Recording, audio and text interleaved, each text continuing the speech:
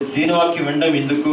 Bible machine మందిరంలో అనగా ఆయన సింహాసనంపై మనలను దేవుడు కూర్చుండబెట్టుటకే మనలను ఏర్పరచుకున్నారు.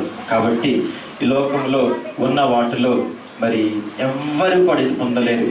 కానీ ఈ యొక్క జయించిన వారు మాత్రము ఈ అంతస్తును పొందుకొనగలరు. మనము ఆ అంతస్తులు ఉండాలని ప్రభు కోరుకొనిచున్నారు. ఈ రోజు నుంచి, ఈ క్షణం నుంచి ఆయన సింహాసనపు తలంపును కలిగి ఉండండి.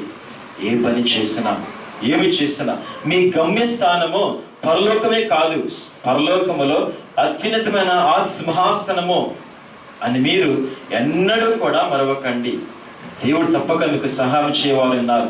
ఆయన సింహాసనం మనందరినీ కూడా కూర్చుని పెట్టేవారు ఉన్నారు. అటు గొప్ప ధన్యత, మహాభాగ్యము మనకందరికీ కూడా ప్రభువు అనుగ్రహించును గాక. ఆమేన్. ప్రార్థన చేసుకుందాం.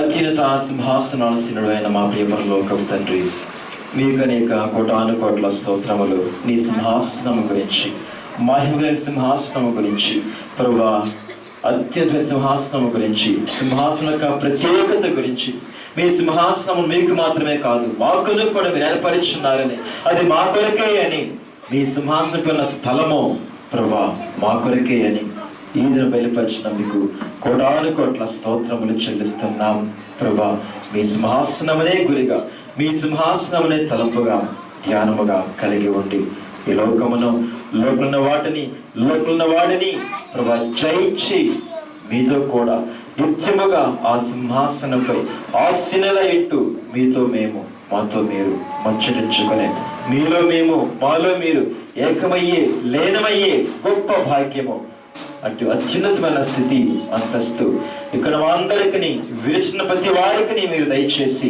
మీరే ఘనతనందమని సింహాసనాసీనుడైన త్రియేక దేవుని నామములో వేడుకొనిచున్నాము పరమ తండ్రి.